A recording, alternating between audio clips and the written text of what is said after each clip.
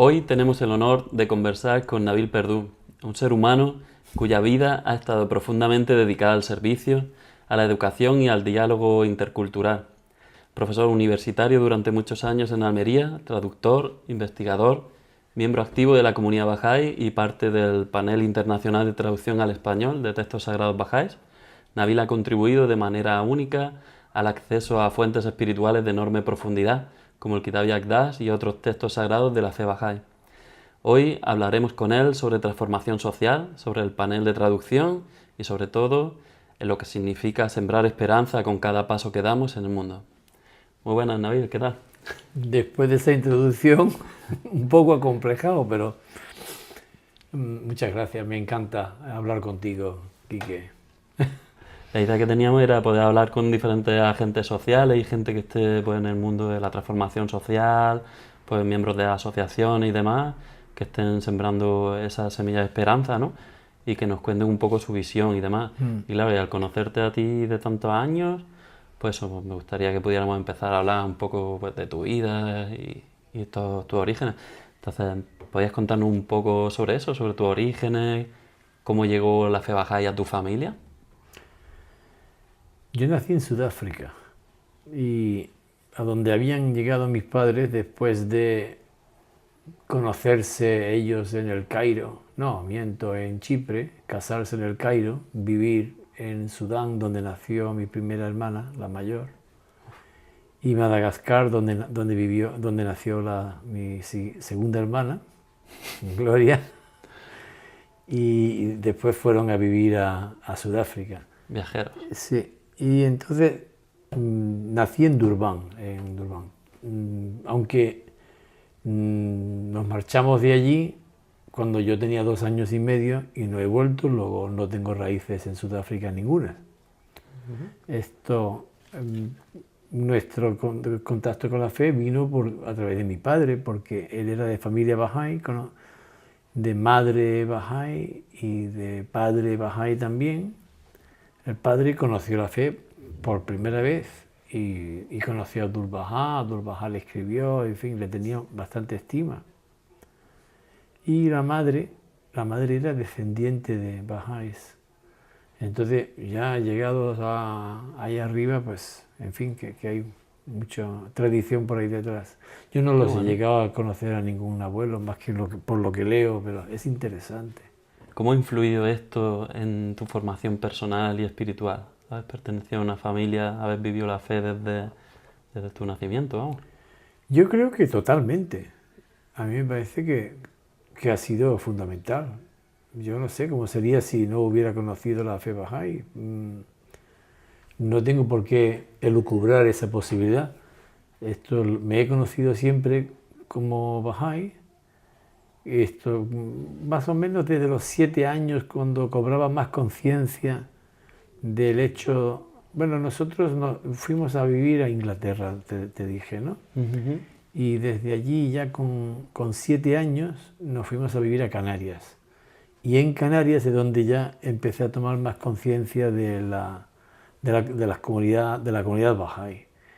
Y allí, desde entonces en adelante, he estado metido en asistiendo a fiestas de 19 días, celebrando días sagrados, con el ritmo que te da el calendario bahá'í, y conociendo a las personas que vienen de visita, y con los planes y todo esto, pues le da un ritmo a tu vida. Entonces, mi relación con lo demás, es decir, yo nunca me he sentido como un inmigrante, ni un emigrante. Yo, si vivía en Canarias, me sentía canario. Si vivía en España, pues en Málaga me sentía malagueño totalmente. La gente me veía ya como el inglés, ¿no? Pero en Inglaterra, cuando iba a Inglaterra, como me costaba arrancar a hablar en español, digo en inglés, Ahí porque sí era. lleva ahí 2 años sin ir a lo mejor, Sí. entonces me veían como el español, el españolito, ¿no? Claro. Por Ahí eso, sí, ¿no? sí. Entonces, ¿en qué año llegaste a Canarias? ¿Más o menos? Nací en el 55, a los 7 años, en el 62. justo antes de la elección de la Casa de Justicia. Fueron a Londres, que había también una conferencia internacional. Ajá. Qué También, interesante. sí. Y de cuando tú eras niño, qué crees que te quedó más? ¿Qué valores te transmitió esa comunidad que pudo arraigar en ti para todo ese futuro que iba a venir? Esa comunidad influyó, ¿sabes? Asistir a la fiesta de 19 días y los días sagrados influyó en mí. Yo estoy seguro de que sí. Las familias que conocí allí, sigo en contacto con ellos. ¿Mm? Sí, son 500 años más tarde. Sigo. Bueno, no, bastante más. Espérate, si tengo acabo de cumplir 70. Madre mía. Y quítale 7, 63 años más tarde. Sigo en contacto con ellos. Son buenos amigos, los hijos, los nietos. Sí. Me influyó, por supuesto que me influyó. Yo me acuerdo de aquellos primeros bajáis adultos que me acuerdo de uno que cuando íbamos nos regalaba a lo mejor 5 pesetas, ¿sabes? Un billete de 5 pesetas. ¡Oh! Eso era impensable, era una cosa. Eso era como 5 euros ahora a lo mejor o algo así. Más. Para mí era lo más, yo qué sé. Además, es que no había mucha abundancia en Canarias. Pues era el 62, no había abundancia en ninguna parte. Y nosotros no teníamos, desde luego, ninguna abundancia en absoluto. Luego, recibir 5 pesetas tenía sus implicaciones importantes. Me acuerdo incluso en Canarias que no había calles. Asfaltadas, no. Coches, no recuerdo que hubiera. Habría, pero no las recuerdo. Lo que sí recuerdo eran burros. ¿Era en Gran Canaria o en Tenerife? Nosotros vivimos en Gran Canaria. Y me acuerdo de los burros que acarreaba una carreta con hielo. Y la gente compraba el hielo para meter en el frigorífico para mantener el frío. Así que el apagón que hemos tenido hace unos días en España, allí nada, compras tu hielo y lo metes en la nevera y tan felices, ¿no? Oye, qué bien. Son tiempos curiosos, ¿no? Recuerdos curiosos de otros tiempos. Pero sí me influyó, sí. Era una comunidad muy linda, cariñosa, afectuosa. Me trataban bien. Y luego con los años he pensado que como yo tenía tanta relación de conversación estrecha con mi madre, yo siempre hablaba. Entonces ese corte posible generacional de hablar adultos con niños, yo no lo tenía. Pero en España había mucha distancia. Los niños se callaban y se quedaban fuera. Un niño es un niño, ¿no? Pero yo me metía en las reuniones y me ponía a opinar y a decir... ¿Tú crees que por la cultura de tu madre, que era más anglosajona? Seguramente quizá, menos por estricta? nuestra situación particular. Ajá. Sí. Entonces, no me regañaban, pero muy discretamente trataban el asunto. Me echaba un poquito a un lado, o alguien salía conmigo, lo que fuera. Pero, en fin, me influyó mucho, me encantó. Es una época preciosa. Y las fiestas de 19 días de allí, no te cuento. Siempre había algo que tomar, por supuesto. Té persa, siempre. Y pasteles, por supuesto. Y a veces arroz persa y salsas con las que tomarlo. Los días sagrados eran fenomenales. Además de unas buenas lecturas de textos de Bahá'u'lláh en español, quizás alguno en inglés, alguna oración, pero en persa, por supuesto. En persa había mucha recitación de oraciones y tablas en persa, que es recitación, que es cantado, tú lo sabes, ¿no? Sí. ¿Tú entiendes el persa? Yo no, pero me encantaba. Eso es más bonito. Es precioso, precioso. Okay. Eso eleva el alma, te toca el corazón. Yo no entendía ni papa, pero sabía que estaban alabando a Dios, rezándole a Dios, de la manera en la que Bahá'u'lláh mismo lo había hecho. Y eso impone. Totalmente. Eso impone, ¿verdad? Eso da ganas da ganas de alentar a todos los hijos y descendientes de bajáis persas que mantengan viva esa cultura, ¿no? Ujú. Sí. Genial, pues ahora me gustaría hablar un poquito sobre cómo surgió tu vínculo con Virginia Orbison, que es una figura clave en la historia bahá'í de la península, ¿no? Pues yo sé Sí, que sí. hubo mucho contacto y entonces eso, tuviste esa oportunidad de conocerla pronto, ¿no? Sí, nosotros cuando yo tenía 10 años vinimos a la península y acabamos viviendo en Málaga. Y en Málaga, ya a los 12 o 13 años, yo creo que sería ya a los 13 años. Eso sería 1955, 68, así, calculo. Porque yo sé que hacia los 13 años ella vino a vivir a Málaga, donde ya estábamos viviendo nosotros. Ujú.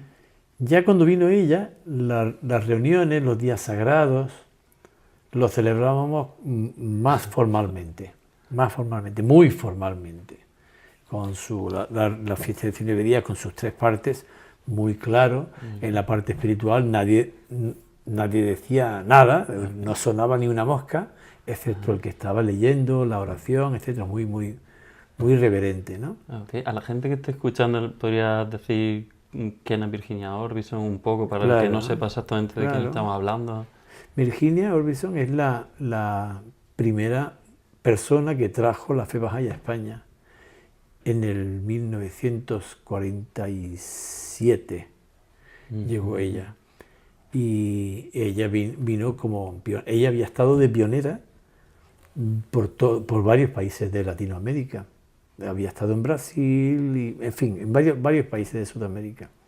Y entonces hubo un llamamiento por parte del Guardián a distintas personas, alentándoles a varias personas distintas a que vinieran a España, que el tiempo era propicio, había terminado la guerra, era difícil, la situación era difícil para ellos para entrar.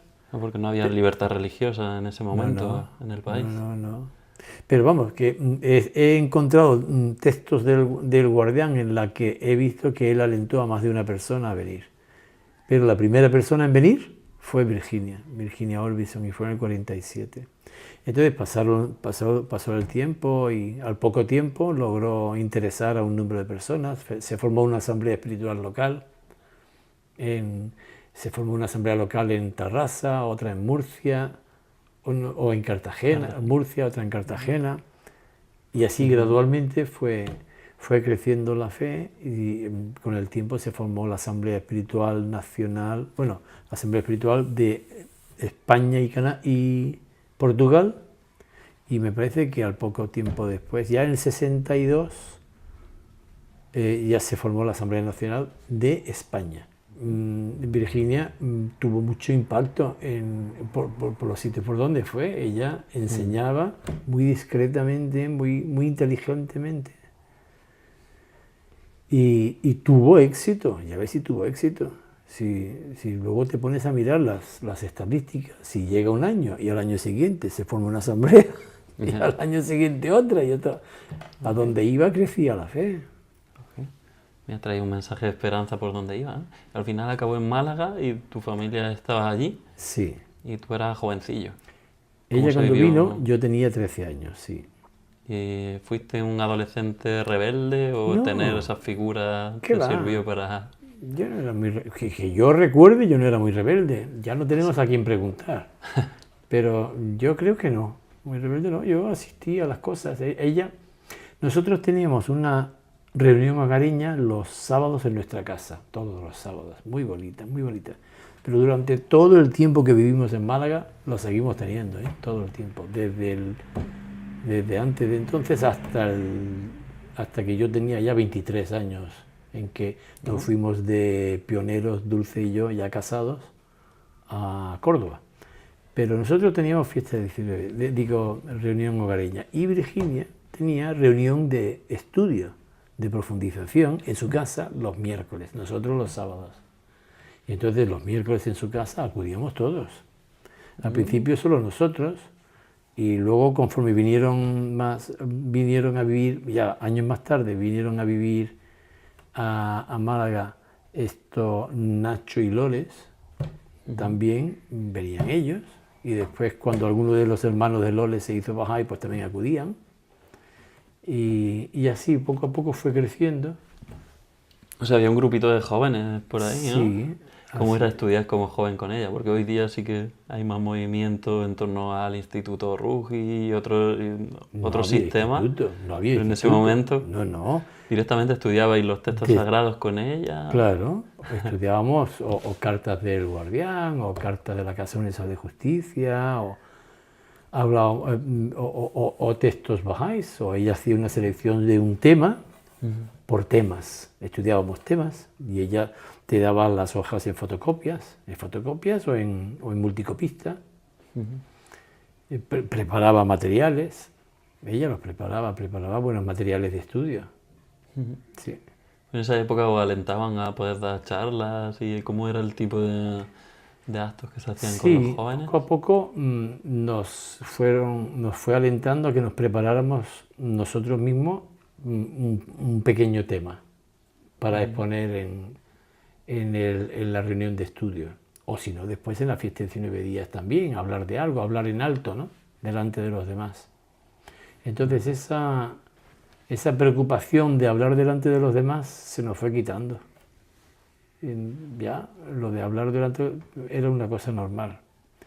Y luego, conforme avanzó el tiempo, yo ya con 16, 17 años, teníamos en Andalucía, se nombraba un comité regional de enseñanza o un comité regional de consolidación o un comité regional de las dos cosas, que no se nombraba de juventud fue ya posteriormente, pero siempre teníamos un comité regional que organizábamos, porque yo casi siempre me nombraban a alguno de estos comités, organizábamos las reuniones regionales, que eran como uno al trimestre, sistemáticamente, que se celebraba o en Benalmádena, o en Granada, o en Sevilla. Lo más frecuente era así. Y en esas reuniones regionales veníamos los bajáis, alguna vez algún interesado, pero generalmente solo bajáis. Para profundizar. Y distintas personas preparábamos una charla pequeñita y luego había un diálogo y estudio y tal, 2, 3, 4 charlas, además de que se daba repaso a los avances que había habido en la región y hacíamos planes para el siguiente trimestre. ¿Pero ahí había libertad religiosa o todavía no? Me parece que la libertad religiosa se promulgó en el 74. Me parece que fue. Nosotros, en realidad, yo nunca recuerdo. No había persecución. No, persecución nunca hubo. Lo que pasa es que había desconocimiento. Me acuerdo que cuando teníamos la reunión en Granada, en casa de los Furugi, teníamos la precaución de entrar de 2 en 2 o de 3 en 3 y no todos de golpe, porque sí había una limitación del número máximo de personas para que se podían reunir en una casa. Entonces, a lo mejor en mayo, pues aprovechando que era época de que la gente tiene primeras comuniones y tal, pues la policía pasaba más por alto, ¿no? Se preocupaba menos, ¿no? Okay. Pero no teníamos reuniones con más de 20 personas. Si las teníamos, pues éramos bastante discretos a la hora de hacer ruido, ¿no? Yo te quería preguntar si podías describir algún aprendizaje que crees que has fijado en tu vida gracias a ella o a su ejemplo, como Sí. ella... Sí. Yo te voy a decir un par de ellas, a ver si me acuerdo de un par de ellas. Uno es que yo le pregunté varias veces, ¿no? Varias personas me preguntaron en distintas ocasiones. Yo le pregunté, ¿qué oración es la que más te gusta? O la que dice más frecuentemente. A ver, adivina tú qué crees. No sé, la obligatoria larga. Pues no dijo eso, aunque no. quizás lo fuera. Quizás. Pero ella decía una oración de firmeza en la alianza. Ah. Y a mí me sorprendió, porque claro, siendo una persona que había conocido al Guardián personalmente, se había sentado en la misma mesa con él a comer, ¿no? Y que había estado de pionera en tantos sitios y tal, la primera bajada de España, que venga ahora a decir que ella se preocupaba de mantenerse fiel en la alianza, esa era su principal preocupación. Eso me llamó la atención. Y entonces, la verdad es que lo he lo he heredado de ella. Me ha gustado mucho acordarme de eso, y se lo digo a mucha gente. Y la otra cosa de Virginia, otra cosa que te digo de ella, es que a veces me decía, vente para acá, Nabil, me vas a ayudar a repasar estas traducciones que he hecho de oraciones de inglés a español. Claro, yo me ponía a revisar, no, eso no es así, sino es asá. Dice, sí, digo, esto, pero es que lo dice así el diccionario. No, pero es que se dice así, decía yo. Pero, ¿tú estás seguro? Digo, sí, digo, ¿puedes mirarlo en el diccionario? Pues, claro, ya vas a ver, miraba en el diccionario y no, era como lo decía ella. Ella era muy rigurosa con el uso de los diccionarios. Entonces, poco a poco, tuve que ceder. Digo, cada vez que me llamaba la atención, sabía que algo había detrás, que no lo había, que había la posibilidad de que lo que yo daba por hecho, damos por hecho tantas cosas en nuestra conversación, de que una palabra la usamos bien, pero significa otra cosa. Y entonces, sobre todo cuando manejas dos idiomas, porque hay mucho lo que llamamos ahora, lo que ahora se denomina falsos amigos, que en inglés es de una manera y lo que aparenta ser su traducción obvia no lo es falso, mentira, ¿no? Entonces hay que comprobar. Sí, el uso de las palabras también el Guardián era muy riguroso con eso, porque totalmente. Nosotros leyendo en Rompedores del Alba tenía una frase que decía patético, pero hablando de un personaje, y nosotros interpretábamos como que era algo malo y decíamos, no puede ser que esté diciendo esto. Y tuvimos que ir al diccionario y descubrimos que la palabra también hablaba de lo lamentable, que era algo triste, ¿sabes? Entonces le descubríamos un significado nuevo y decíamos, no hay una palabra que el Guardián hubiera elegido para un texto que no tuviera su significado. A lo mejor cogía la connotación número 8, ¿no? Pero la cogía bien escogida de diccionario y con referencias suficientes que lo avalen. Y esas dos cositas por lo menos, mira. Bueno, está estupendo. ¿Cómo crees que ella ayudó a la transformación social del país en las diferentes etapas de su servicio? Pues no lo sé qué responderte. Es una pregunta compleja, ¿no? La verdad que yo creo que al final todo lo que está haciendo la comunidad baja en torno al servicio tiene su fuente de inspiración en ella, ¿no? El hecho de que se multiplicaran las comunidades y las personas entraran en la fe, pues es una consecuencia de que ella viniera a España y ella además visitaba sitios, hacía viajes de enseñanza, generalmente con muy mala salud. Desde que la conocimos nosotros tenía muy mala salud, pero viajaba y a mí me daba miedo de que se muriera en el viaje o algo, pero no se murió en ningún viaje. Y iba y hacía viajes de enseñanza, hacía cosas y tuvo muchísimo impacto. No asistía a escuelas de verano y de invierno. Yo no recuerdo haberla visto en la escuela de Lidia. Seguro que estuvo, pero no recuerdo haberla visto allí. Pero viajes a alguna comunidad, a algún sitio. Sí. Tenía cochecito pequeño, pero ella era grande, ¿no? Vaya. Ella vino con un Renault 4 con matrícula de Luxemburgo, con cambio de estos de los que se hacen aquí arriba, en vez de abajo, con el cambio así. Y con ese estuvo muchos años, hasta que ya, bueno, cuando ese caducó, se compró un Seat 600 verde. Y con ese ya hasta la muerte, vamos. Ese lo he conducido yo. Y el otro no lo he conducido. Pequeñito, pero sí, la llevó a todas partes. Ok. Pues bueno, siguiendo un poquito sobre la historia de la fe, quería que pudiéramos hablar sobre el movimiento juvenil Bahá'í en los diferentes años.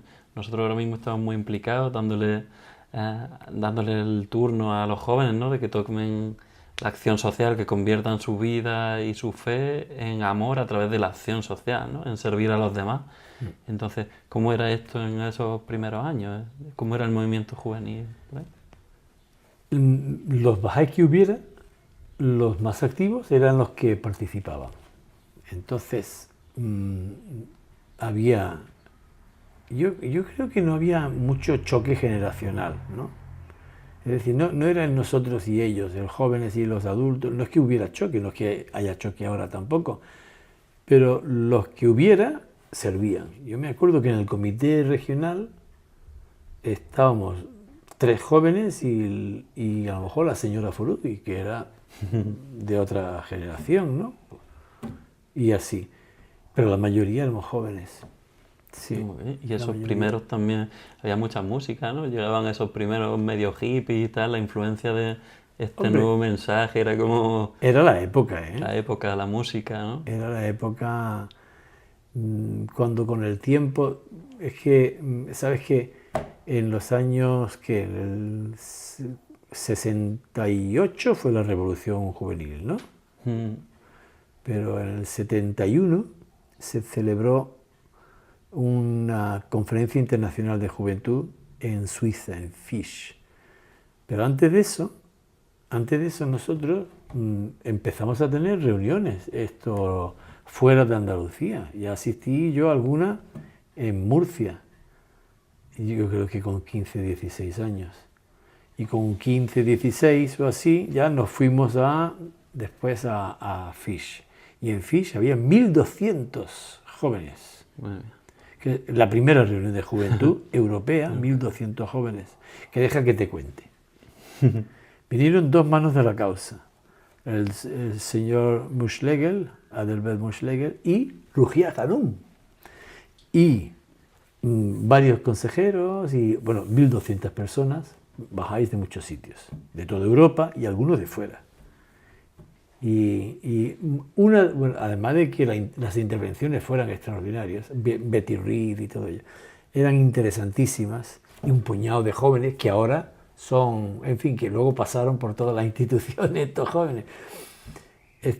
Hubo un acto curioso, que fue la suelta de globos con un mensaje de buenas noticias que ha venido Bahá'u'lláh.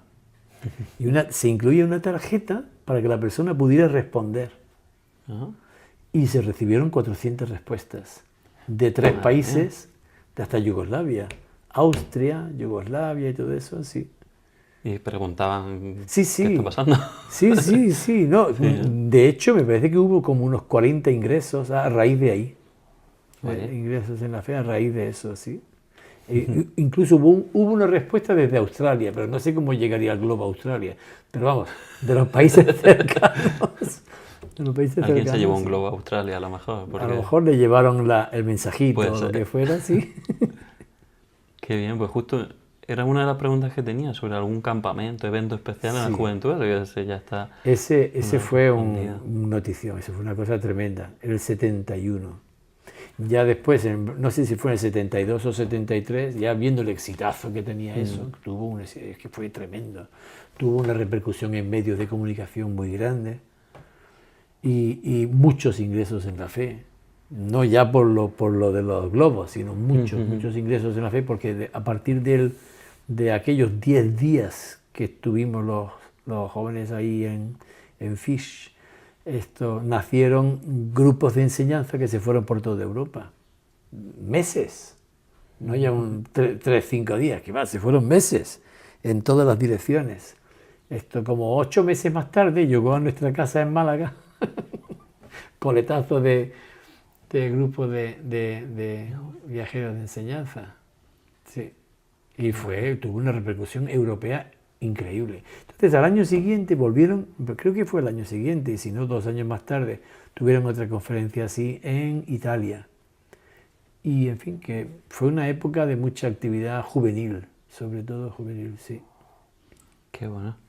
Pues bueno, ¿y cómo crees que enfrentaron esos primeros desafíos estos jóvenes durante esos primeros años en España, que no había tanta libertad? Y a mí me suena eso, ver fotos de jóvenes de nuestros padres y demás, que eran eso, esa rebeldía, esa música, esa búsqueda de la identidad dentro de la propia represión del régimen que estaba ahí dando sus últimos coletazos. ¿Cómo se vivió desde dentro? A mí me pilló la edad en la que yo ni me enteraba de la represión. Es que... Yo no me enteraba. Yo vivía en ese contexto y lo daba por hecho, ¿no? La situación es la que hay y yo no lo cuestionaba. Y ni mucho menos siendo Bahá'í no me metía en cosas políticas. Y ya en el primer año de universidad me di cuenta que en algunas esquinas se reunían ahí a estudiar estos textos de textos comunistas. Revolución y todo Sí, eso, ¿no? sí. Y estaban haciendo movimientos. Me parece que fue ya cuando estábamos en primero o en segundo que hubo un movimiento muy fuerte. Pero en la comunidad Bahá'í esto no se notó. Nosotros yo creo que no nos afectó. Fíjate, por lo menos a mí. Con la gente que yo veía, yo no veía que les afectara. Pero a lo mejor si le preguntas a alguien con 1 o 2 o 3 años más que yo, te va a responder diferente. Sí, yo tenía que en el 74 o así, cuando murió Franco, me pilló a mí con 21 años. Entonces, al que le pillara con 25, 26 es distinto. Claro. Sí. Ok. Vale. Entonces, a mí me suena historias de esos músicos, no sé, como Pancho Amenábar que vinieron. No sé si eso fue mucho más tarde o no. Pancho vino a Málaga. Estaba yo era profesor en un colegio de Málaga, en el Unamuno, en aquella época. Y cuando él vino a Málaga, aprovechamos y Pancho, vente y va a visitar mi clase. Y me lo llevé. Qué bueno. Fue estupendo, sí. Además de que Pancho dio conferencias en la ciudad de Málaga de mucho éxito. En Málaga, fuera por donde fuera. Tiene una voz muy atractiva, muy melodiosa, profunda, envolvente, musical, linda. Además formaba parte del dúo Día Prometido, que él con Camel tocaba el salterio y él recitaba, o cantaba, más bien recitaba, y tenía muchísimo éxito por donde fuera. Eso abría puertas, muchísimas puertas. Y además él daba unos discursos preciosos. ¿En los conciertos mismos? Sí. En cualquier sitio. Después del concierto, a lo mejor había, 400 personas, y después se quedaban charlando, y todo el que quisiera, pues se quedaba hablando. Y entonces atraía mucho a la gente, sí, especialmente. Qué bueno. Sí, nos contaba Rafi que ella tenía un disco del Día Prometido y que luego cuando lo conoció fue como, conozco a un famoso, ¿no? Vaya, qué bien. Pues, vale, pues ahora que conocemos los primeros años de la juventud, me gustaría que pudiéramos hablar de tu servicio en la comunidad Bahá'í y las actividades que has llevado a cabo y demás. Y lo primero que te quería preguntar es sobre qué tipo de proyectos sociales has podido desarrollar dentro de la comunidad. Es que esa terminología en aquella época no la teníamos. No teníamos proyectos sociales en la comunidad. Ahora sí. Yo creo que fue en el 84 en que la Casa de Justicia mandó un mensaje hablando sobre el desarrollo social y proyectos sociales, y que eso vendría en un futuro en aquellas comunidades que estuvieran suficientemente sólidas para que cualquier proyecto social que se iniciara pudiera mantenerse y no iniciarse un proyecto social y después perderse. Entonces nosotros nunca llegamos a tener un número suficientemente estable como para iniciar un proyecto social. Por lo menos por donde yo estaba. Por eso cuando ahora hablamos de proyectos sociales en cualquier barrio. Pero en aquel entonces ese concepto no lo teníamos.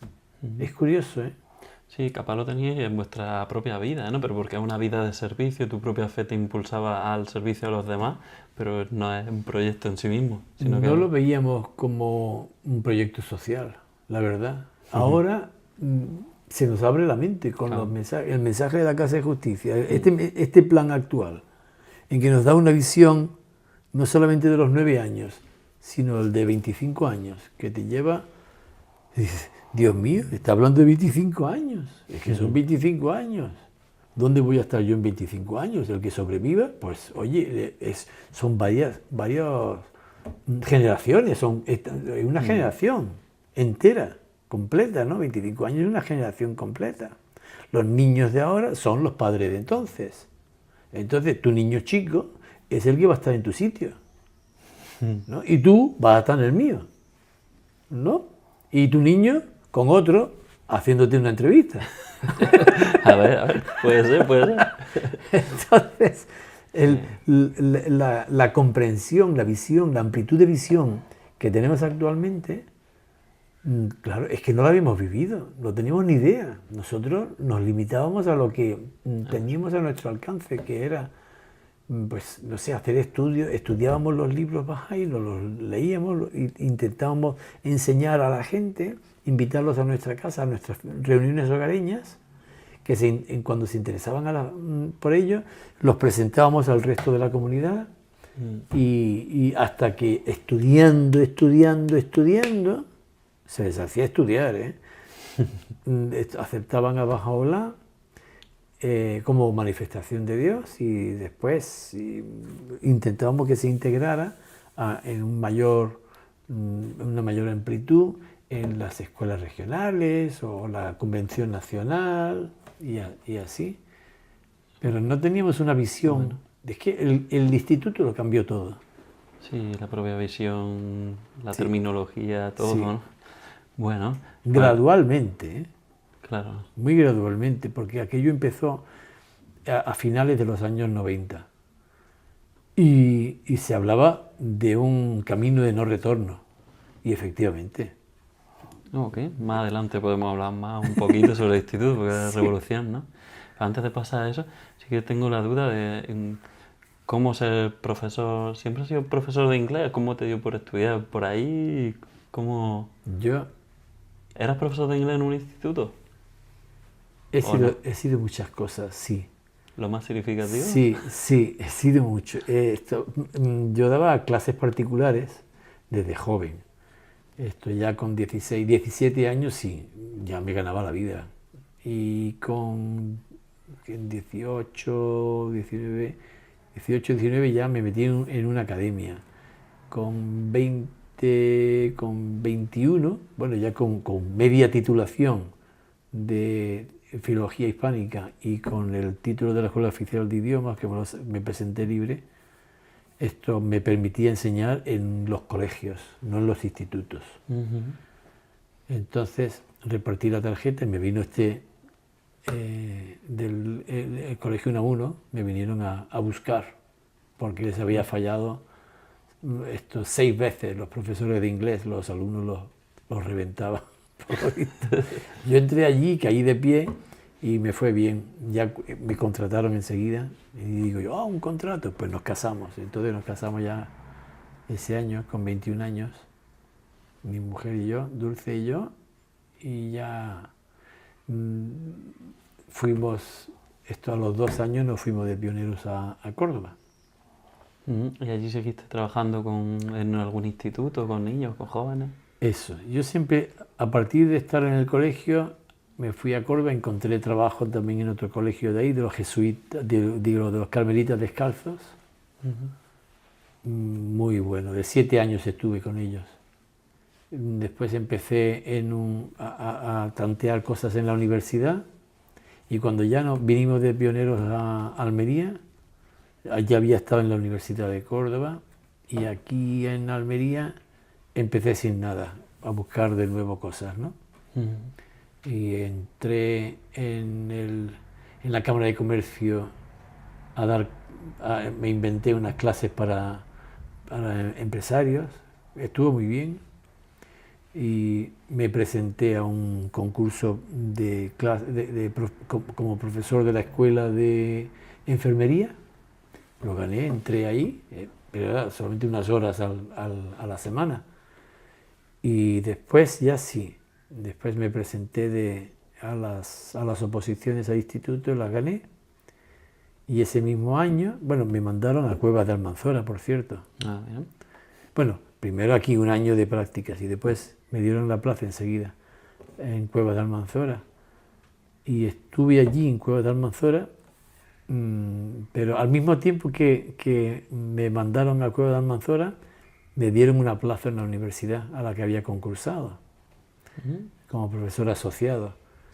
Y claro, a mí me convenía más. Acababa de nacer Naira y era muy difícil estar con Naira pequeñita, recién nacida, y Dulce trabajando, y Alicia con 8 años. Fue muy complicado esa época. Yo iba y venía, o iba, me quedaba 2 días y me venía, o iba, me quedaba 4 días y me venía, pero era mucho ir y venir y no había autovía. Entonces era complejo. Entonces, en cuanto vi esa oportunidad, la agarré y aquí me vine. Ok, pues antes de seguir, porque el tema educativo seguiremos un poquito más adelante, quería preguntarte, porque a lo largo de tu vida has estado involucrado en muchísimos espacios de servicio, ¿no? Tanto a nivel local como incluso internacional. Sí. Y siendo una pregunta muy abierta, quería preguntar si podrías compartir con nosotros cómo ha sido la experiencia de servir en esos diferentes contextos, ¿no? Y qué aprendizajes podrías sacar sobre cuando has participado en procesos colectivos de toma de decisiones o acompañando a comunidades. El otro día estuve pensando en la lista de distintos órganos bajáis en los que he participado. Y eran 20, me parece que eran 20. Entonces, no sé en cuál no, pero bueno, internacionalmente no he estado en el cuerpo de consejeros. Pero luego he estado en la Asamblea Nacional, en los consejos, en las asambleas locales, en fin, en comités regionales de enseñanza, de todo, de todo. Entonces mi experiencia ha sido un enriquecimiento en la capacidad de consulta. Eso para mí es fundamental. Yo siento que he adquirido algo de experiencia consultando. Pero luego, también, siendo miembro del cuerpo auxiliar y también los 10 años del cuerpo auxiliar y 10 años de consejero, yo visité asambleas locales y nacionales, montones de ellas, y muchas veces, y las acompañé a lo largo de un proceso, de un tiempo largo, en España, en Portugal y en Canarias. Y eso también me dio cierta experiencia de consulta. Y después, cuando íbamos al Centro Mundial, cada 4 años o 3 años o 4 años había alguna reunión mundial, ¿no?, de los consejeros de todo el mundo. Entonces, con la Casa Universal de Justicia y los miembros del Centro Internacional de Enseñanza, eso era un aprendizaje, pero bestial, era genial, era extraordinario. No hay cosa igual, de intenso, de productivo y de buen ambiente, que es agradabilísimo, precioso. Todo estaba organizado, todo, hasta el último detalle. El último detalle no te pueden imaginar hasta qué punto. Todos los detalles estaban bien pensados, bien ejecutados, todo bien. También las reuniones del cuerpo de consejeros en Europa, tuvimos reuniones en muchos sitios diferentes, pero por ejemplo en el templo, el templo de Frankfurt, de Alemania, en la reunión, en la casa que hay al lado, digamos, en la sala de reuniones que hay al lado, porque dentro del templo no se hacen reuniones, se hace oración, ¿no? Pero allí era un sitio estupendo para reunirse. O en Suiza había un centro de estudios maravilloso y también magnífico, ahí nos reuníamos muy bien, excepto por el frío, fuera, que no dentro. Era un sitio estupendo para reunirse. Nos hemos reunido allí en Turquía, en la casa al lado, debajo de la casa de Bahá'u'lláh, en Edirne, debajo de su casa, había una salita, nos reunimos allí, en los descansos subíamos a decir oraciones a su casa. Sitios ideales, sí. Hemos tenido experiencias preciosas, sí. Qué servicio tan bonito. Y eso de verdad que me ha condicionado la vida, totalmente, me condicionó la vida, totalmente. Todo empezó, yo creo, porque yo era el que traducía cuando venían los manos de la causa y cuando venían los consejeros. ¿A quién conocemos en España? Pues a Nabil, imagino yo, porque otro mérito no podía haber. Cuando venía Rujilí Janún también le has podido traducir muchas La verdad ocasiones, es que sí, ¿no? siempre que ella ha venido, he ido yo. Y además se estableció un vínculo de amistad precioso, muy, muy lindo, muy lindo, muy lindo. Ella cuando me veía a mí, Nabil, come here, me llamaba, y se agarraba al brazo. Y yo veía que se sentía tranquila. Cuando no, la veía preocupada, ¿no? Como, ¿dónde estoy o qué hago? ¿No? Y cuando me veía, estaba más tranquila. Y entonces fue un vínculo de amistad muy, muy lindo. Me iba a comer con ella. Y Dulce, que estábamos todos en Madrid en aquellas reuniones, le decía, es que ella tiene que ir a... Dice, tú no te preocupes, tú ve y le haces compañía siempre, todo el tiempo que necesite. Y así estábamos, así hice. Tanto que cuando en la última ocasión que la vi fue en Tierra Santa, me parece que fue en Tierra Santa, que me invitó a comer o a cenar. Me invitó a casa de el miembro de la Casa de Justicia, señor Nayavani, y su mujer, que ellos eran vecinos. Entonces a veces comía en casa de ella, o a veces ella comía en casa de ellos, pero me invitó a comer con los tres, ¿no? Fue muy lindo eso. Eso me sentí halagadísimo, una cosa especial, acomplejado, perdido. Digo, ¿qué hago yo aquí? Pero muy lindo, vaya. Sí, Okay. sí. Entonces, has nombrado un poquito que te cogían para las traducciones y demás, ¿no? Y existe una cosa que se llama el Panel Internacional de Traducción de Literatura Bahá'í al Español, ¿no? ¿Esto cómo es, cómo surgió y cuál es tu rol y cómo llegaste ahí? Cuando la Casa de Justicia hizo pública la traducción al inglés del Kitab-i Aqdas, era finales del año 1992, ¿vale? Hasta entonces, las traducciones a español se hacían en Latinoamérica o en España. Ellos hacían las suyas y nosotros hacíamos las nuestras. Entonces podías tener un libro de oraciones hecho allá y otro aquí. Yo hice recopilación de cuántas versiones diferentes de la oración corta del Bab de dificultades teníamos, y eran más de 9. Teníamos 9 versiones distintas. La de hay quien puede, librarnos de las dificultades, o nadie puede, o ¿sabes? Y entonces unas en formato de pregunta, otras en formato de negativa, otras en formato de afirmativa, etc. Entonces había, oye, es preocupante eso. Y entonces, no solo por esa, ¿no? Sino que la Casa de Justicia dijo explícitamente que quería que se hiciera una sola versión del libro más sagrado, el libro de leyes de Baha'u'lláh, del Kitab-i Aqdas, el libro que para algo se llama el libro más sagrado, el Kitab-i Aqdas. Y entonces fue una decisión revolucionaria la que hizo. Decidió formar un panel internacional de traducción de literatura Bahá'í al español.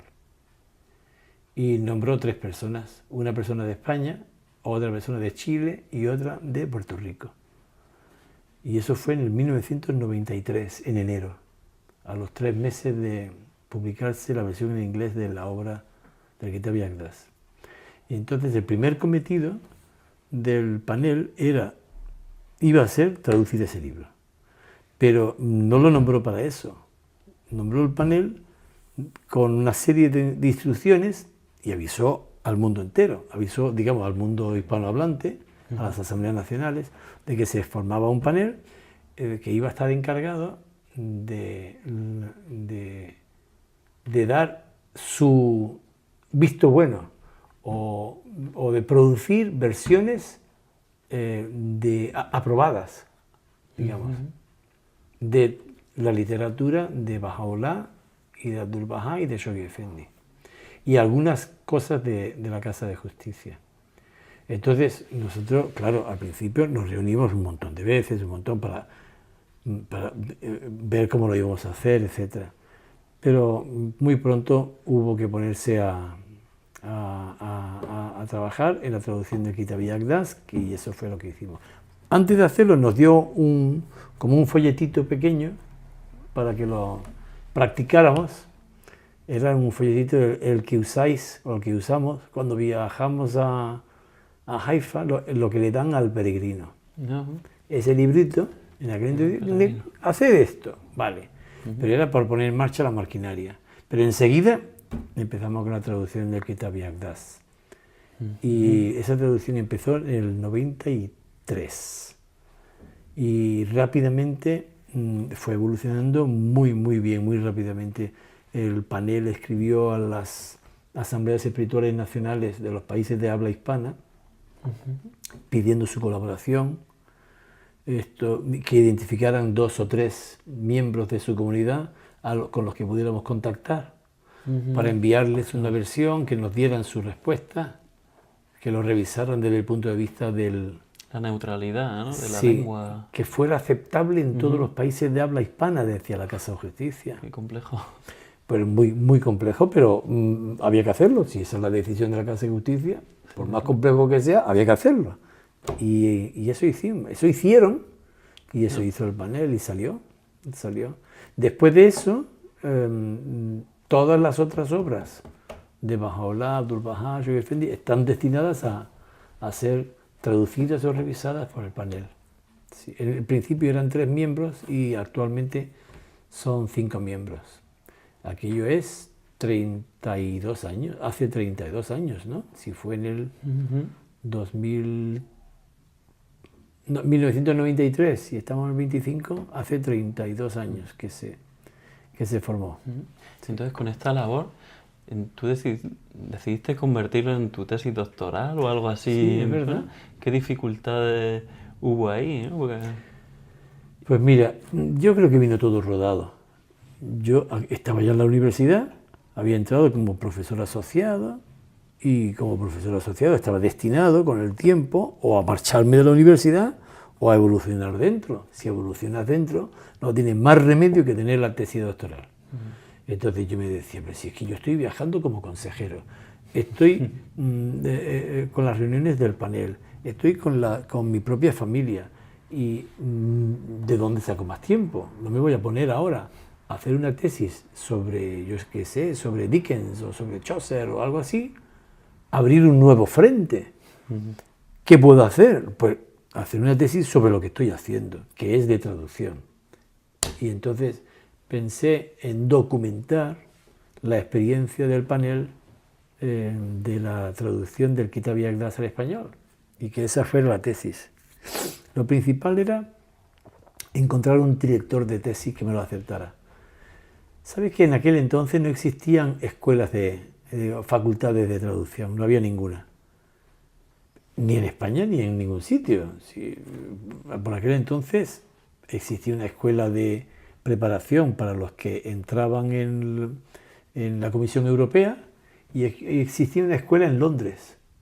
Pero era impensable para mí ir a ninguna parte así.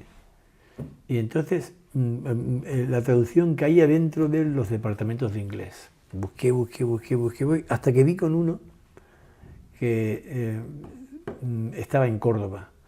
Y este hombre, muy amablemente, fue muy bueno conmigo. Y él me dirigió la tesis, que era traducción de textos multiculturales, el caso del Kitab Yaqdaz.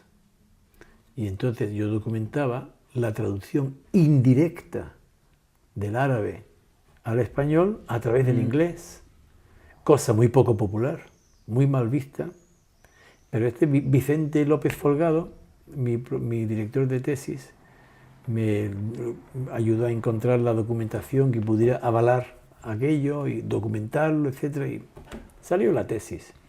Pero mucho más tarde, tardísimo. Yo tardé, ya ves tú, si empecé en el 1994 o 95 a hacerlo, hice los cursos de doctorado, presenté el proyecto en el 95 quizás, Y hasta el 2003 no lo conseguí leer, pero lo conseguí leer. ¿Y cuándo salió publicado el Agdas? ¿En el 96? El Agdas ¿99? del 99. Se aprobó en el 98. Ok. ¿Por qué decías que estaba mal visto del árabe al inglés? ¿Y quién tradujo al inglés? ¿Fue el propio Guardián o hubo un comité también seleccionado para esa traducción? Ese es el tema. Si el Guardián lo hubiera traducido todo, lo podríamos haber tenido publicado antes. Él tradujo mucho, buena parte, no sé si la mitad, pero vamos, un montón de la parte central, ¿no? de los párrafos. De los 192 párrafos, muchos han sido traducidos por él y están en pasajes. Pero el resto no estaba. Entonces, ¿y qué pasa con la parte de preguntas y respuestas? Pues no estaba. Y luego las notas no estaban escritas, porque las notas las escribió la Casa de Justicia. Entonces, todo eso fue un trabajo extraordinario, enorme que hizo la Casa de Justicia, enorme, un trabajo tremendo. Y lo avisó en un plan, dice, al finalizar el plan se publicará el Agdas. Y entonces eso fue un triunfo tremendo en el centenario. Fue el centenario 1992, centenario. La ascensión de Bahá'u'lláh, sí. Okay. Y decía que está mal visto, estaba y está mal visto, supuestamente, traducir de forma indirecta. Porque dice, ¿por qué no se ha traducido directamente del árabe al español? Pues quizás tendría sentido, claro. Pero ¿quién lo iba a hacer? Es que tenemos las personas bajáis que lo pudieran hacer. O no. Hay muchas ventajas de traducir a través del inglés, ¿sabes? El Guardián, muy desde el principio, indicó que debía hacerse las traducciones a todos los idiomas occidentales a través del inglés. Y hay muchas citas que documentan por qué él incluso lo argumenta, y después la Casa de Justicia lo argumenta más todavía, que de momento eso está en vigor. Vaya. Sí. Claro, porque él mismo pudo traducir en cuanto a estilo y demás, ¿no? Entonces... Él marcó un estilo, desde luego. Y una metodología, no sé, hay tantas cosas de lo que él hizo que lo tenemos como ejemplo. Lo tenemos y hay que fijarse mucho, hay que estudiar las traducciones del Guardián para saber y entender qué hizo él, qué hacía él cuando hacía una traducción. Y sus traducciones son soberbias, es que son soberbias, son fantásticas, magníficas, del árabe al inglés. Y cualquiera lo tiene que afirmar, lo tiene que corroborar. Pero claro, no son traducciones literales. Se lo das a un árabe y te dice, esto está mal, aquí no pone eso, aquí no... Pero es que sus traducciones, él sabía de qué estaba hablando Bahá'u'lláh. Entonces, utilizaba... Yo les enseño a mis alumnos, cuando les enseño traducción, hay muchos procedimientos. Uno de ellos es la compensación. Cuando tú tienes a lo mejor un verso en árabe que tiene ciertas particularidades que se van a perder y se tienen que perder, fijo, no tiene más remedio, ¿qué hace para compensar la pérdida? Puedes pensar si lo que se ha perdido es una licencia poética que no existe en español. Bueno, pues podrías pensar en otra licencia poética que sí existe en español para compensarla, pero no cabe ahí, cabe aquí. Esa licencia poética embellece no solo la frase, sino el libro, ¿no? Y esta también. El caso, por ejemplo, del árabe al inglés, fíjate que el árabe no tiene mayúsculas y en inglés tenemos mayúsculas, entonces se utiliza. Entonces, ¿qué precedentes tenemos? Que en la versión de King James de la Biblia esta es un modelo precioso. Entonces, todo angloparlante conoce esa versión y muchísima gente lo toma como referencia. Entonces, muchos de muchas cosas del estilo, de la época de Shakespeare también, se usa un lenguaje elevado, etc. ¿Son arcaísmos o sea, se puede leer, cualquier angloparlante lo entiende?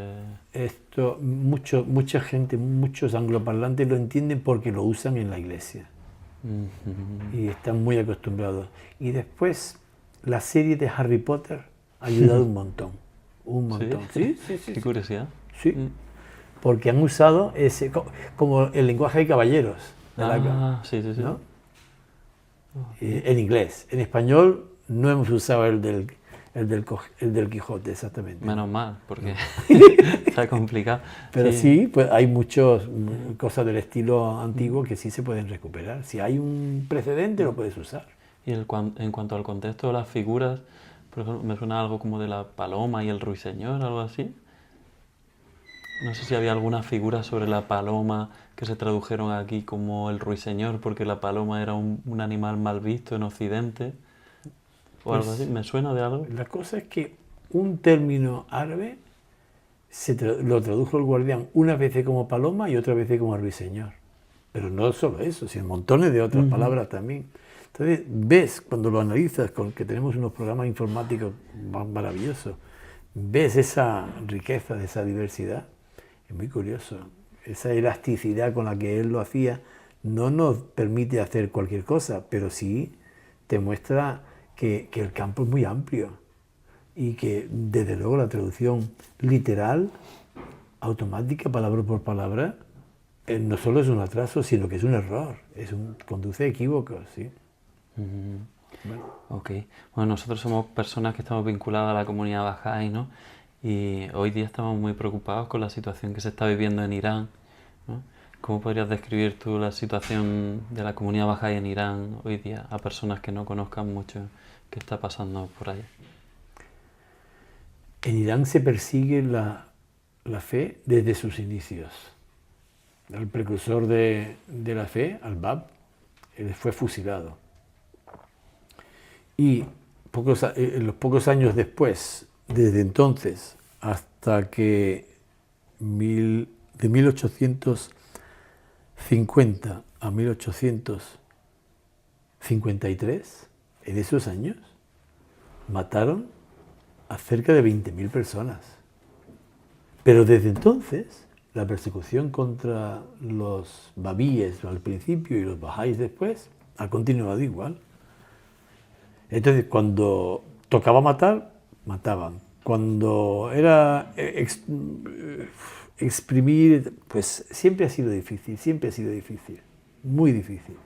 En la época del Shah también, no creas que no. Había altibajos. A veces se utilizaban a los bahá'ís como chivos expiatorios de cualquier mal que estuviera ocurriendo. Y luego ya cuando vino Jomeini, entonces es cuando se hizo peor todavía.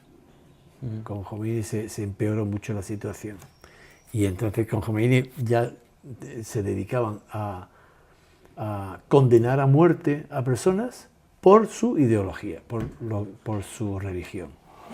Y eso que es la segunda confesión religiosa del país en cuanto a número. Es la minoría religiosa más numerosa del país.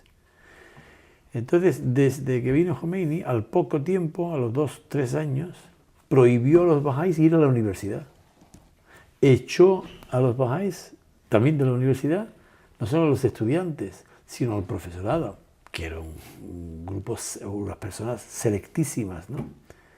Y entonces, al poco tiempo, como la educación no es una opción, es una obligación, constituyeron de forma discreta, muy discreta, un instituto Bahá'í de educación superior, que con los profesores expulsados y en garajes y en sitios escondidos o como fueran, iban dando docencia a los miles y miles y miles de jóvenes bahá'ís. Esto es la primera época, hasta finales de los 90, cada 2x3 había redadas y tal, te pillaban en tu casa, se llevaban los ordenadores, los libros, te llevaban al dueño de la casa, los papeles de la casa, ¿no? Y así. Pero con el tiempo ya con la informática, con los cursos virtuales y online y todo eso, ahora las clases son online. Y de hecho me contactaron hace unos años para ver si podía ayudar a poner en marcha un máster de traducción. Le dije que por supuesto que con los ojos vendados. Y en colaboración con un profesor de China, con una de Bruselas, con 2 de Estados Unidos y algunos más, se diseñó un máster y lo estamos impartiendo. Tengo 2 asignaturas online con ellos, sí. ¿Todavía lo estás impartiendo? Sí, desde que empezó hace 4 años, sí. Qué bueno. Precioso. Y entonces estas alumnas, la mayoría son chicas o mujeres, jóvenes o mayores, cuentan historias que se te ponen los pelos de punta. Son de verdad escalofriantes. Una dice, sí, además una chica, yo estudiaba informática, pero un día me llamó el rector al rectorado y me dijeron, vamos a ver, eres Bahá'í, así que si tú quieres seguir estudiando, tienes que dejar eso y abandonar, firmar que abandonas esa religión repudiable y que te dejamos entonces seguir estudiando. Si no, te tienes que ir. Y ella se quedó chocadísima. Me parece que tenía 19 años. Me lo estaba contando. Y eso no me lo contó en clase.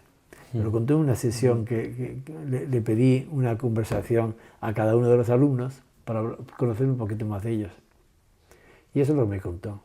Y ella optó por ser coherente con sus creencias. Luego abandonó. Después siguió estudios con el Instituto Bahá'í de Educación Superior. Y ahora está haciendo un máster conmigo. Entonces, ella, y el caso como ella, montones y montones. Yo tengo un compañero informático que es de allí y me cuenta las dificultades que hay y tiene una hija de la edad de la mía y él está pensando para el futuro cuando crezca su hija que se tiene que ir porque él está muy preocupado del respeto a los derechos de la mujer y sabe que a los bahá'ís los tienen y es un caso duro porque aquí cuando en España hemos vivido el apagón para nosotros era un drama y él me decía, nosotros sufrimos 2 apagones todos los días y tenemos que ir en burro a comprar las cosas tal, y te das cuenta cómo es el mundo, ¿no? El apagón es lo de menos. Saben que tienen un apagón todos los días, unos sitios es de 4 a 6, otros de 3 a 5, y etcétera, ¿no? Pero el no poder estudiar y además el no poder tener tus propias creencias, eso es tremendo. Porque le obligan a tener la religión como en el carné, ¿no? En el carné de identidad o en el carné de estudiante. Tienes que declarar tu religión en el carné o al matricularte ahora. Y entonces como la fe Bahá'í no está reconocida como una religión allí, solo está reconocido el zoroastrianismo, que es de donde venían los Reyes Magos, el judaísmo, el cristianismo y el Islam. Ya está. Estos 4. No me he saltado nada, ¿no? Sí, pues eso. Y la fe Bahá'í, como no está, tú tienes que ser de una de esas 4 religiones. Y si no lo eres, no eres persona, no tienes derechos. No puedes hacer nada. Ni comprar, ni vender, ni casarte, ni morirte, ni enterrarte, que es los últimos problemas que tienen este año. Entonces, de vez en cuando, todos los años, las Naciones Unidas interviene. Y entonces, cuando hace mucho ruido, pues suavizan la situación. Pero en cuanto la atención se desvía hacia problemas nucleares, pues ellos aprovechan y la persecución es mayor contra los bahá'ís. ¿Sí? Esta es la situación más o menos actualmente. ¿Qué sentimientos te genera esa persecución, esa injusticia, ¿no? ¿Cómo crees que la comunidad internacional va a poder ayudar o esto va a tener que acabar desde dentro? Me genera 2. Uno, que toda dificultad conduce a crecimiento. Y es así. Así es como ha ocurrido allí. La comunidad es firme, sólida, unida y feliz. Además, solidaria. mucho más de lo que nosotros nos podemos imaginar aquí. Eso por una parte. Y además hay mucho crecimiento. Siempre que ha habido, incluso, por ejemplo, Bahá'u'lláh fue desterrado de su propio país natal y como exiliado fue a un sitio a otro hasta que acabó en Tierra Santa. Si no hubiera sido así, la historia habría sido otra. La persecución siempre ha conducido a mayor crecimiento. Eso es una. Y la otra, no, te decía que me hacía pensar en dos cosas, ¿no? Pero quizás esa es la principal, esa, sí. Ok. O sea, también eso, nosotros sufrimos mucho, oramos por ellos, ¿no? Porque nos da pena. Eso sí. Pero sabemos también eso. Pues gracias a esa diáspora del 79, sí. También florecieron montones de comunidades. También, sí, es cierto. Bueno, hasta ahí. Ok, entonces, bueno, cerrando ya un poquito la entrevista, me gustaría que pudiéramos hablar sobre tu visión sobre el futuro, ¿no? Por ponerle una nota de color, ¿no? Nosotros estamos siempre envueltos en intentar mejorar nuestra sociedad, nuestros pueblos y demás. ¿Cómo crees que podemos contribuir cada uno al mejoramiento del mundo? Tanto bajáis como no bajáis. Efectivamente. Lo mejor que pueden hacer, fíjate, apuntarse a una ONG, mejor a dos, es decir, suscribirte a 2 ONGs, con poca cantidad, porque con 6 euros, 8 euros o 10 euros al mes les ayudas un montón. Pero en una de las dos, ofrecerte como voluntario, para conocer el voluntariado dentro de una ONG. Es muy valioso. Por ejemplo, en la Cruz Roja. Por ejemplo, ¿vale? O en cualquier otra. Y, al mismo tiempo, implicarte en las actividades de la comunidad Bahá'í de España, o donde estés. Porque en cualquier sitio del mundo vas a encontrar una cosa similar. Entonces, esa combinación yo creo que es nuestra mayor contribución a un mundo mejor. A un mundo mejor. Digo lo de una ONG por tener un pie en la sociedad distinta de la Bahá'í, ¿vale? Y además porque les puedes ayudar un montón. Y yo creo que es valioso. Esa es mi opinión, ¿no? Yo creo que es muy útil. Muy útil, muy útil. Hay que tener la mente abierta, esa voluntad de servicio que tenemos también los Bahá'í, increíble. Vaya que sí. Bien. Y el Instituto Ruji, que no me lo quiero pasar, no quiero llegar a muchas conclusiones sin pasar por alto un poco el Instituto Ruji, ¿no? Que fue esta revolución que nació en los 80, que a los 90 llegó a todo el mundo, y cómo nos invita a estudiar la fe y a aplicar ese doble propósito moral, ¿no? El mejorarse uno mismo y servir a los demás. Tú has vivido totalmente el proceso de implantación de este cambio de mentalidad de la comunidad, ¿no? Lo he visto crecer. Me acuerdo en los 80, las libretitas de los cuadernos Ruji. Yo, cuando lo vi, digo, si esto es interesantísimo, está valiosísimo. Los adopté yo era miembro auxiliar y les enviaba, los fotocopiaba y les enviaba a los ayudantes que yo tenía, que entonces se llamaban asistentes, tenía hasta 17, como curso por correspondencia para ellos, ¿no? Para que ellos crecieran. Pero claro, así no es como se usaba en Colombia, ¿no? Pero por lo menos así le sacamos provecho al libro 1, al libro 2, al libro 3 y al libro 4. Esos 4, ¿no? Pero luego ya cuando en los años 90 y largos, 97, 98, nos pidieron a los consejeros que tomáramos, no, antes de eso, nos pidieron que tomáramos pequeñas iniciativas de formar pequeños institutos, iniciativas de instituto en cada país. Y después, instituto en cada región. Y después, tenían varios institutos en un país. Y después, finalmente, unificar todos en un solo instituto para el país. Y cada vez más. El primero utilizaban sus propios materiales, que los diseñaban. Otros usaban los del Ruji. y sus propios materiales. Siempre el Ruggi estaba presente. Y finalmente, hasta que la Casa de Justicia decidió utilizar el modelo Ruggi en todo el mundo. Y a la vista está, vamos, una decisión salomónica, extraordinaria, maravillosa. Okay. Entonces en los 80 parece también, en los 70, 80 se declaraba un montón de gente bahá'í, pero también a la misma vez que se declaraban, luego se les perdía la pista, no había una manera tampoco de que profundizaran. Y esto fue una respuesta de la comunidad de Colombia con algunos amigos. En efecto, en Colombia fue donde se tomó esta iniciativa con el discurso que estás diciendo tú, justo así, para intentar encontrar una manera de mantener un crecimiento, una expansión, al mismo tiempo que una profundización. De lo contrario, expandir, se puede expandir, puedes multiplicar por 100 el número de personas que están, pero si no consigues echar raíces, pues inevitablemente se pierden. Entonces el instituto nació con esa vocación y desde un principio lo ha estado haciendo cada año mejor y con eso de que en el campo lo que está ocurriendo repercute en los diseñadores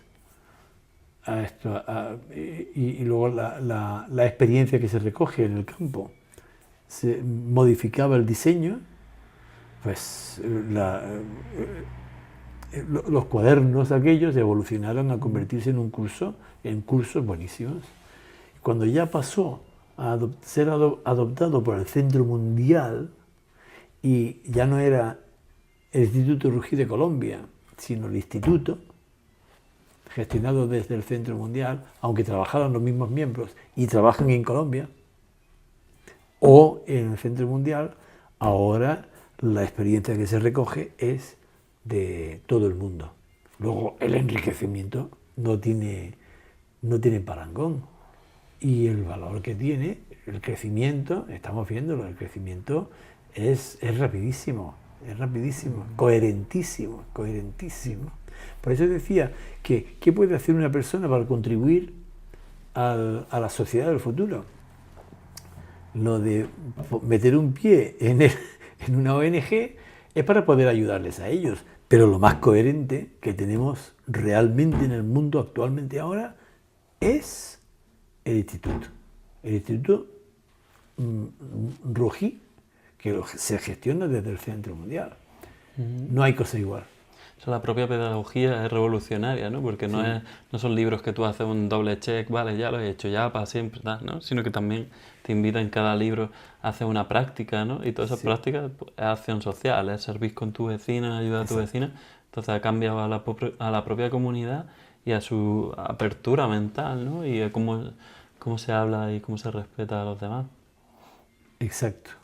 Es tan coherente y tan amplio. Antes era un estudio es una cosa, pero estudio con prácticas y con feedback y con revisión de lo que estás haciendo. Y no es solamente para estudiar y aprender, sino estás avanzando en un camino que están avanzando otras personas, hasta en otros países están haciendo lo mismo. Cuando te quieras dar cuenta, lo que está ocurriendo aquí está ocurriendo en las islas Puka Puka. Vas allí y realmente está ocurriendo lo mismo. Y entonces este modelo de aprendizaje y de crecimiento y de construcción de sociedad, que antes se decía construcción de comunidad, pero ahora todo este plan de 25 años, su centro es la construcción o reconstrucción de sociedad. Todo esto está ocurriendo en todo el mundo, y son millones de personas las que están dentro de un mismo sistema, conectados entre sí, reenviando experiencias y fracasos y éxitos, y no hay nada comparable. Tú lo sabes mejor que yo. Bueno, yo estoy aprendiendo, como todos, así que no sé, pero es muy interesante. Es muy interesante. Entonces, ¿cómo podemos mantener la esperanza en estos tiempos y a la vez el compromiso? con un mundo que vemos que está en plena destrucción, ¿qué nos puede ayudar a mantener esa esperanza? Pues las promesas de Bahá'u'lláh. La promesa de Bahá'u'lláh. Acudir a las oraciones que Él nos ha mandado y confiar totalmente en Él. Él abre las puertas, yo estoy seguro de que le gusta solucionar los problemas difíciles. Los facilitos los tenemos que solucionar nosotros, pero los difíciles, los imposibles, presentárselos a Él. Y siempre responde. Yo ya me he acostumbrado. Ya ni me sorprendo. Me maravillo, eso sí. Pero te tengo que confesar que no me sorprendo. Porque he visto cada cosa que son incomprensibles. Vive sorpresas enormes.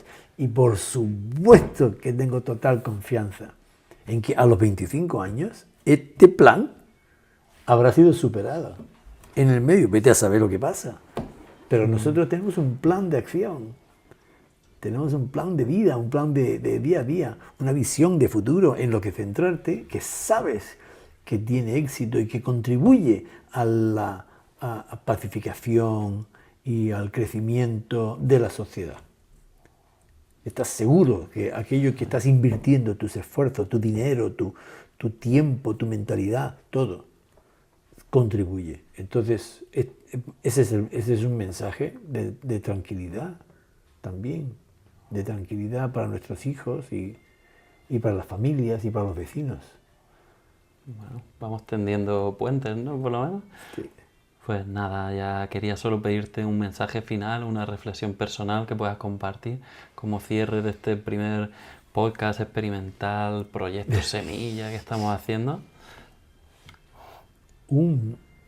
Ya te lo he dado. ¿Ya me lo has dado? Te dije espérate, había anotado esos dos consejos. Los dos consejos, ¿no? Esos dos consejos. Que estemos en la sociedad. Yo creo que a veces nosotros mismos no somos conscientes de cuán en la sociedad estamos, porque estamos en la acción social, estamos involucrados en el instituto y demás, pero a la misma vez estamos influidos por toda esta vorágine de consumismo, de capitalismo, de fuerzas negativas que tenemos que enfrentar, que no tenemos un chubasquero, ojalá lo tuviéramos, ¿no? Pero al final nos influencian mucho. Y como nosotros estamos buscando esa esperanza para contribuir al mejoramiento del mundo, también nosotros tenemos un mensaje poderoso, pero a la misma vez con humildad, y esa parte que dices tú de colaborar con esta gente que está en la acción social, en Sobre otras todo. comunidades o en otras asociaciones y demás. Sí. Yo creo que esa es la gente que están viendo ese Porque futuro. se están moviendo y les mueve una intención muy, muy loable. Muy, muy loable. Y tenemos que reconocerlo. Nosotros no vamos a poder solos hacer los proyectos que tiene la Casa de Justicia para los 25 años. De ninguna manera. Son ellos, los de las asociaciones seguramente. Es donde van a salir la mayoría de las... Son personas movilizadas, interesadas en trabajar por el bien de la sociedad. Son entregadas, desprendidas, que sirven a los voluntarios, los voluntarios, que lo hacen por amor al prójimo. Yo creo que ahí hay esto es un buen sitio para tener por lo menos un pie dentro y colaborar con ellos. Sí. Esa es la voluntad que va a tener el podcast, es explorar y conversar más con gente que esté dando su vida al servicio de los demás, ¿no? Porque también se llama Proyecto Semilla, porque es algo como una semilla crece, tú no lo ves, y va creciendo, va echando raíces, que es lo que será fuerte en el futuro, pero no se ve, pero tenemos esperanza, que va a germinar. Desde luego. Y en una sociedad mejor, que es lo que... Si yo comparo lo que nosotros entendíamos de la fe en los años 60 y ahora estamos en el 2025, hace 60 años, ¿no? Se parece ha cambiado mucho, mucho, muchísimo, muchísimo. Entonces, evoluciona muy rápido y de aquí a 60 años, ¿qué vamos a tener? Tú ahí con 90 años, ahí, ¿en qué comunidad de Bahá'í vamos a hacer? ¿Dónde va a estar el templo Bahá'í más cercano? Bueno, pues nada, muchas gracias, Nabil. Eso te quiero dar las gracias. También darle gracias a Dios por haberte puesto en mi vida, ¿no? Es una inspiración para mí durante toda mi vida. Mutua, ¿eh? Mutua, te aseguro, ¿eh? Y nada, ojalá eso, pues la próxima conversación siga siendo una semilla de la que brote esa conciencia, ¿no?, que tenemos que tener en seguirnos mejorando a nosotros mismos y en contribuir al progreso de la sociedad. Pues nada, muchas gracias. Muchas gracias a ti y a los que nos están viendo, un saludo muy cariñoso. Hola. Muy cariñoso de parte de mía y de mi familia. Mis mejores deseos para vuestros esfuerzos coherentes ahí. Ya nos veremos, si no en esta vida, en la próxima. See you. Ok, pues muchas gracias y nos veremos en un siguiente episodio. Gracias.